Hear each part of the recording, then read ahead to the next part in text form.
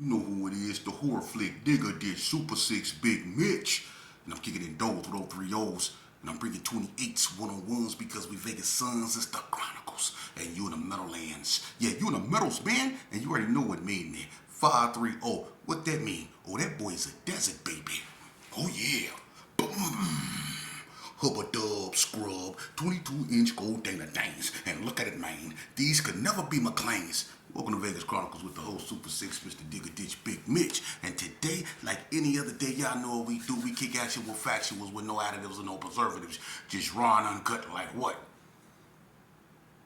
Absolutely. Like summer sausages and crackers. You already know. Shout out to everybody that's been rocking with my platform. Shout out to everybody that's been supporting me. You know, piggybacking off of my last video when I said that I believe that the Gersons were being targeted by somebody that's putting that garbage, in our communities. And, let me say this here, man, to clear this up. At some point in our lives, we're going to have to start being responsible for our actions. Now, I understand that when people are addicted to things, addiction is a serious situation. And it doesn't need us, sitting back judging people for their vices. That's not going to help no one. But at the same time, we can love and have empathy and compassion for people. But at the end of the day, them people that we have love, empathy, and compassion for go have to want it for themselves, and they go have to stop messing with that stuff, man. We all have a choice, and I'm not finna turn this into no sermon, but we all have a choice, man. And as long as we have that choice, we have to start holding people accountable, man. We adults here, man. And if you still doing the same thing that we was doing 20, 25, 30 years ago, then shame on you, man. Because you're not just hurting yourself, you hurting the people that actually care about you, man. You bringing them down. You stressing them out. So, I have all the empathy in the world for a person that's struggling, and I do my best to try to give them, what they need, like food and water, But at the same time, man, I also let them know, man, you have a choice to do what you're doing.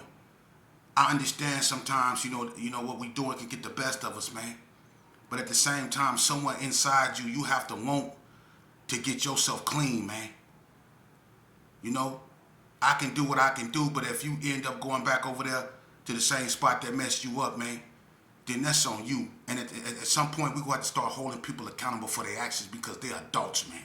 All right? So let's move on to that. I'm not pointing a finger at no one. I'm just speaking the obvious, man.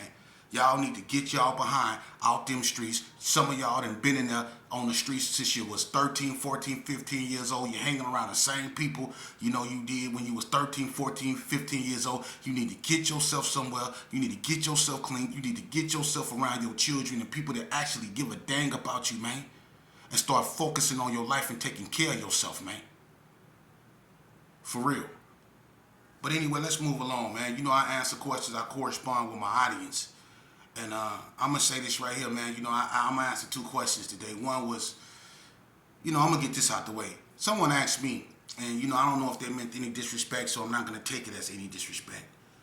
But they asked me, how can Las Vegas allow Cali gangs to come out here and start neighborhoods or to have the type of influence that it has on Vegas? Meaning, why do we allow Crips and Bloods to be in Vegas? Look, man. Look, first of all, regardless of what's out here, man, Vegas had a choice to allow it to come out here, and they chose to allow it to come out here for whatever reasons. I'm not finna go back and forth with an individual about why Las Vegas let Look, man, some people look at Las Vegas as another part of California, man, and Las Vegas never had an issue with California, man. We embrace their culture. Some of them come out here and they embrace our culture. We black folks, man, and we need to stop looking at one another other than as such. We black folks, man, and that's the only thing we should look at each other as, man. That tribalism, that I'm from Chicago, ain't no Crips and Bloods coming out here, or I'm from Cali, ain't no disciples of Vice Lords coming out here type of attitude, man, it's going to always keep us separated, man. We got to come up out of that, man. So it's not about California coming out here and doing anything. Vegas had a choice to accept what they are, and that's their decisions, man. You know, Vegas stand on Vegas. You know, I can't help it that they didn't want to be disciples of vice lords. You know, you're not gonna find no hoods out here that claim that. Vegas feel more closer to California. They always have. We right next door to California. So Vegas always felt closer to California than anywhere else, whether it was Texas, Memphis, Detroit, wherever. Vegas always felt closer to California. All our relatives, family members. I got a sister from California. My daddy left Vegas and went to California and became a reputable. Some of my closest confidants are from California.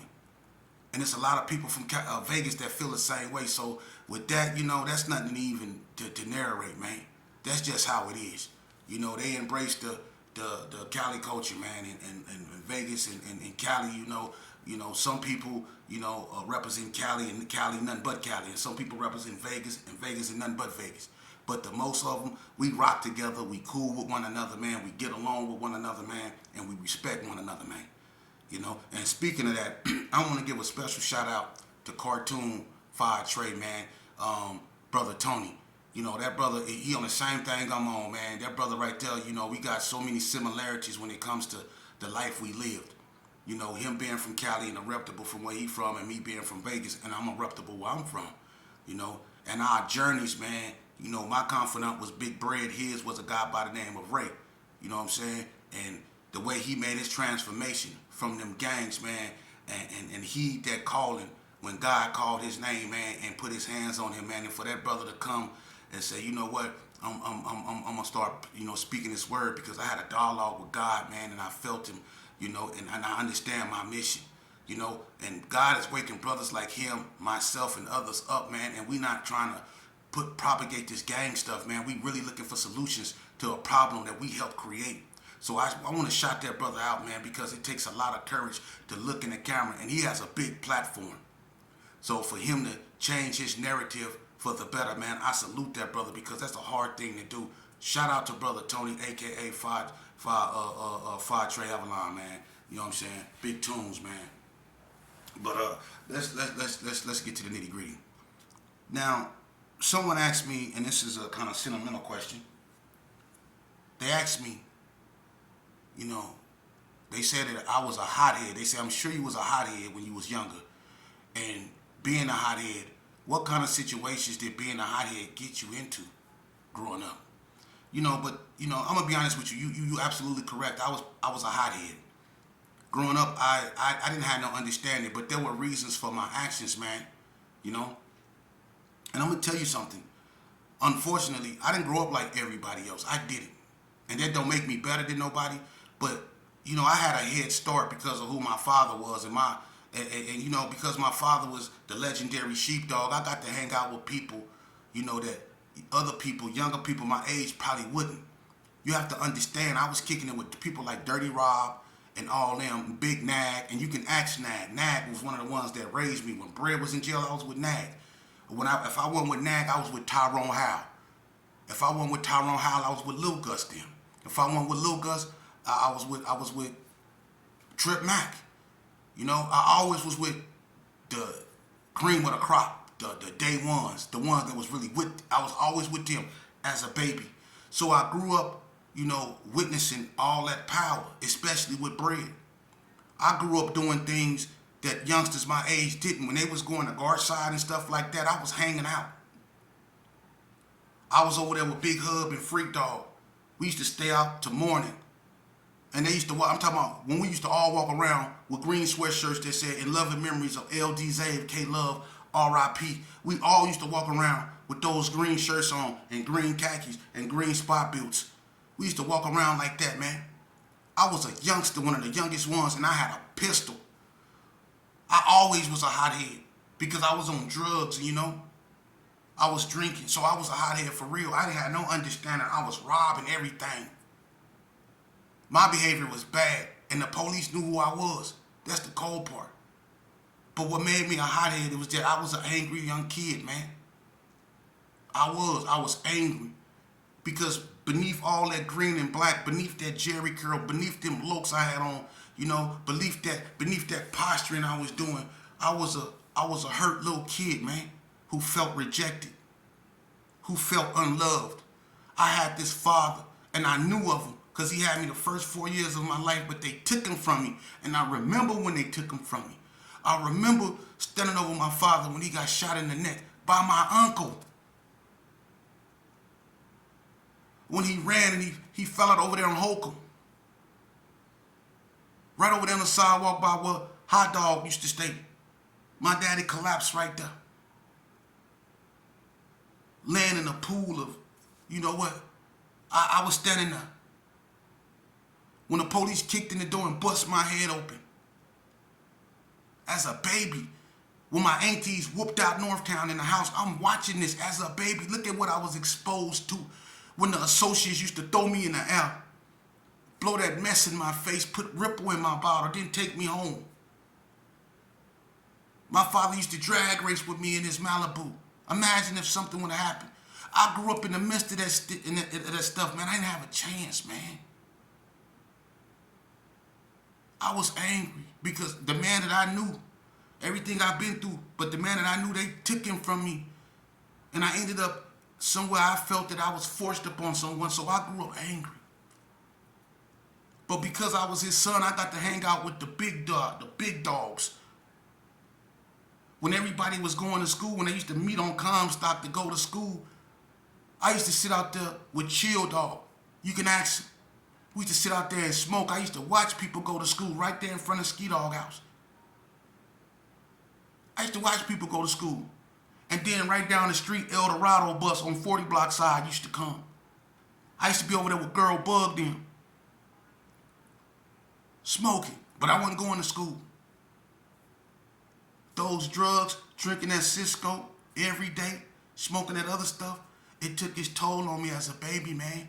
And my reality became warped. I wasn't seeing reality the way everybody was. I didn't want to go home because it wasn't no one there.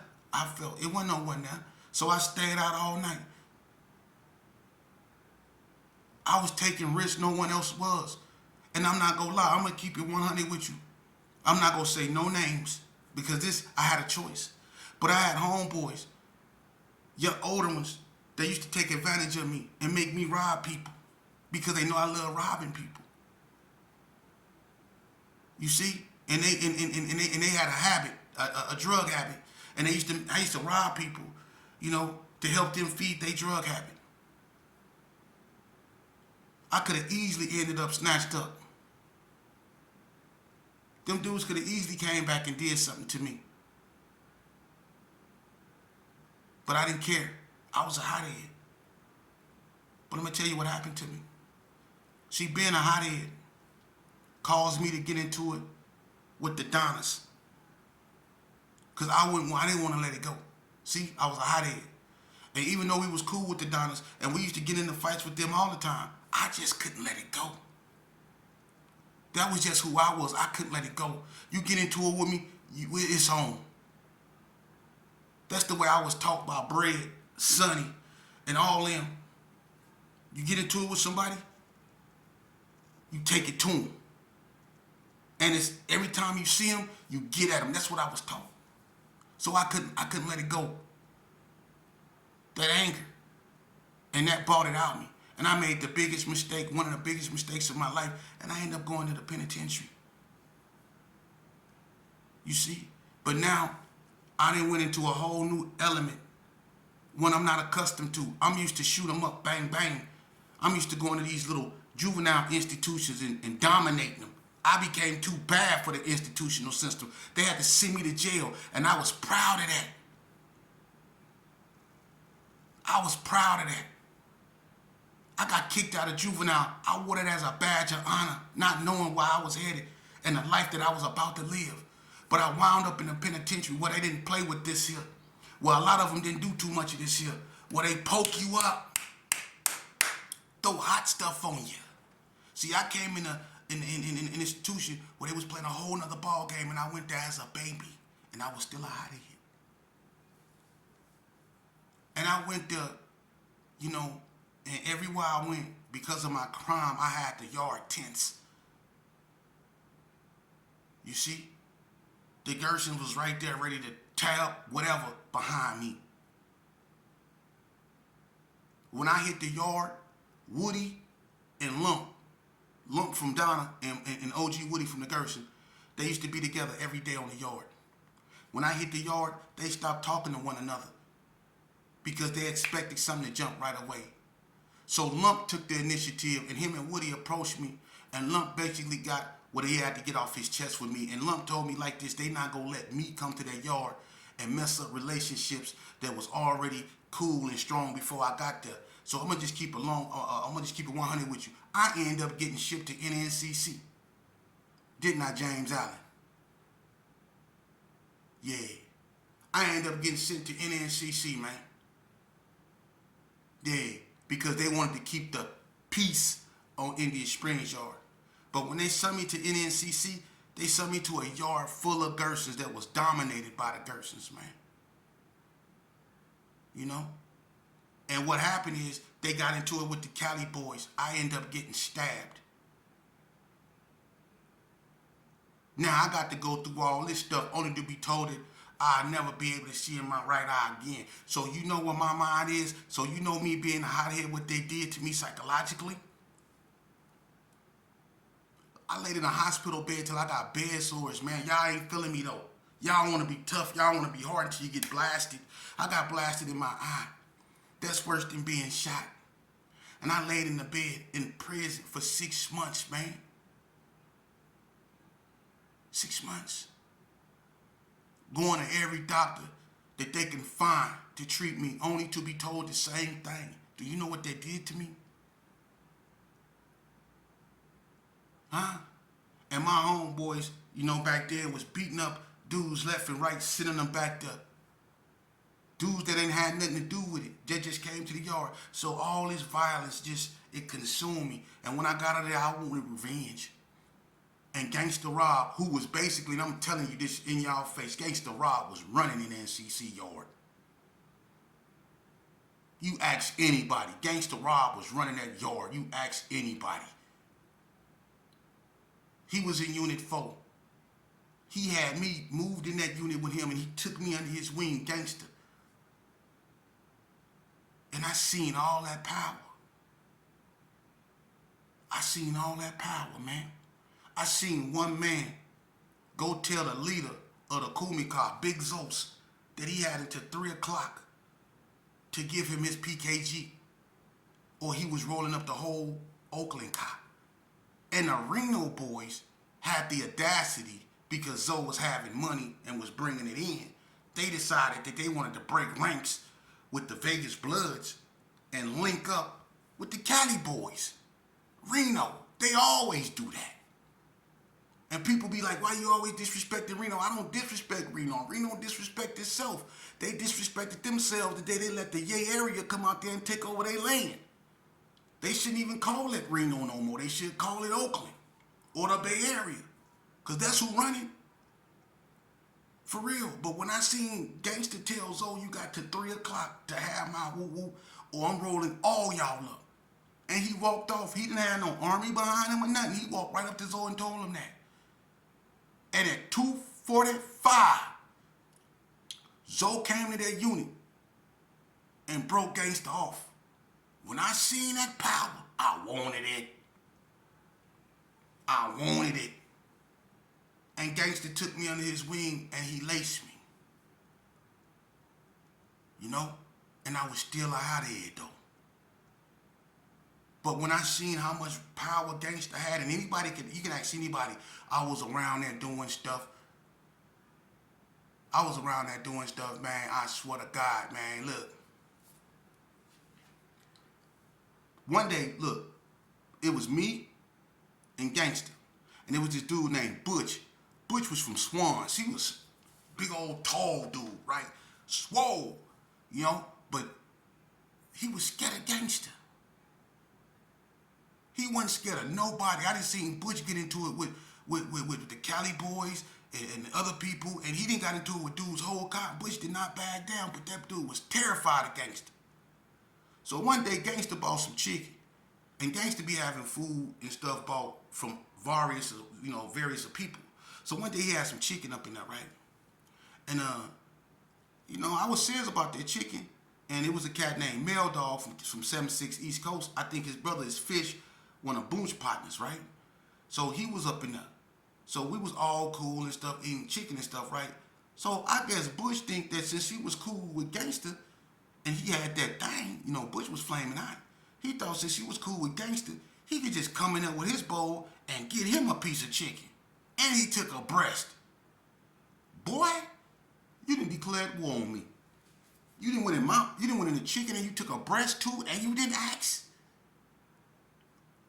Hey, look, when I found out, I went down there to his room and Butch was messing with this dude, this boy named Marcy, right? A Hispanic boy. But he was messing with, you know, this boy, right? So I go down there and he's sitting on the bed with a big ass piece of chicken in his bowl that he just done took out our thing, right? So I look, I say, hey man, where you get that from? He gonna say, out your room, and was sitting there eating in my face, going, and the fact that he was going real loud, I got hot. I go down to the gangster house, I said, gangster, this whoop they went up in my bowl, man, and took my chicken, man, you better go talk to your partner, man. So I started getting mad as I was telling them, right? So gangster said, what you talking about? I said, B-I-T-C-H, Butch, right? So Butch hear me say the B word. So Butch get up, he come down there, what's going on? I went in your room and took some chicken, what's happening? And I was like, you better not slap the chicken out of his hand. Bow! I said, you better never go in my room and take nothing out of my bowl. When I got in his face, Butch a big old dude, man. So I look like a little puppy barking at this cat, right? Gangster come out the room. Gangster got on a black robe. Gangster come out the room. Gangster said, what's happening, man? He said, man, I thought, you know what I'm saying, you know, I can get a piece of chicken, sheepdog tripping. He just slapped my chicken out of my hand, gangster, man. And he looking at gangster like, you better get your homeboy before I do something to him. And I'm looking like, you got me effed up. And I jumped up and I swear to God on my mama, I jumped up and slapped her. Bow! I slapped her out of Butch, man. For real. And he was finna foul me and gangster jumped in the middle. He said, you better not hit my homeboy. I slapped up and you know what he did? He tucked his tail. And to make matters worse, Lil Bread, Tony Pope, Couchhead, Big Al, Rob, J-Wack, Stretch, Mail Dog, Trip Mac, Black. It was so many G's that came to that unit, man, to see about that. And when I started seeing that type of stuff, I got hot-headed. And I started doing things to people because I got away with slapping Butch. I got away with slapping this cat. One of the biggest dude on the yard, man. I got away with that. I slapped the out of Butch, man. For real. And he ain't do nothing because he wasn't scared of me. He was scared of gangster. And everybody knew how tight me and gangster was. I used to go out there on the yard and start stuff. And people knew all I was gonna do was go get gangster. So if I pushed you down, you better fall and you better make me believe it hurt.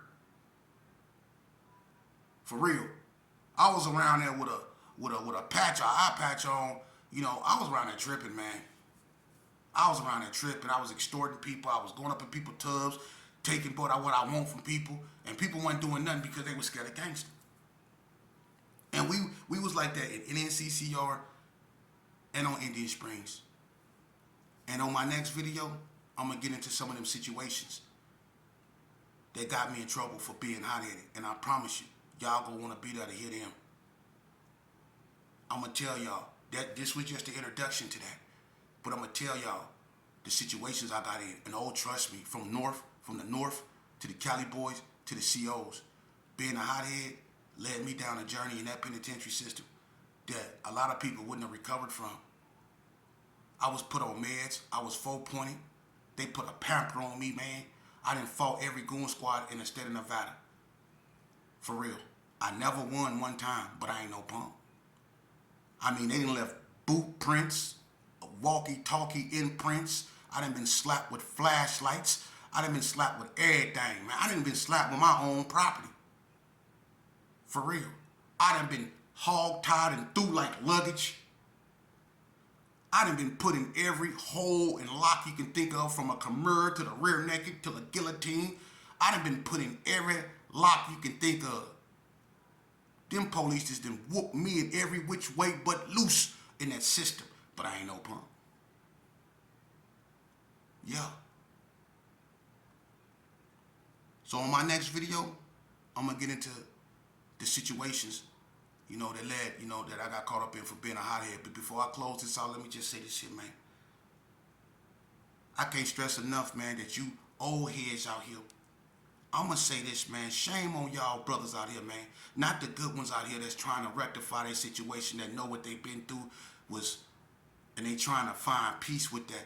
I salute you brothers that's out here, that's in you daughters' lives, man, that's in your sons' lives, man, that's trying to rectify the situation, man. I salute y'all. But to you brothers out here, man, that's got one foot and one foot out, man, y'all claim y'all love the Lord, but at the same time, y'all still throwing up B's, G's, and P's, you know what I'm saying, and C's. Y'all still got one foot in and one foot out, man. You see? And one thing God hates is a hypocrite. He'll tolerate a non-believer because they don't know. But he hates hypocrites. And that's why a lot of people leave this earth the way they leave. Sad and horrible. Because people playing with God. You know? And I'm going to tell y'all something, man. Y'all putting y'all money in all these fits and all these weird cars and stuff like that, man. Y'all spend so much money on liquor itself. Man, won't y'all start buying y'allself life insurance, man? So people don't have to throw fish fries to put you under the grass, man. So you don't be a burden on people when you leave this earth, man. All y'all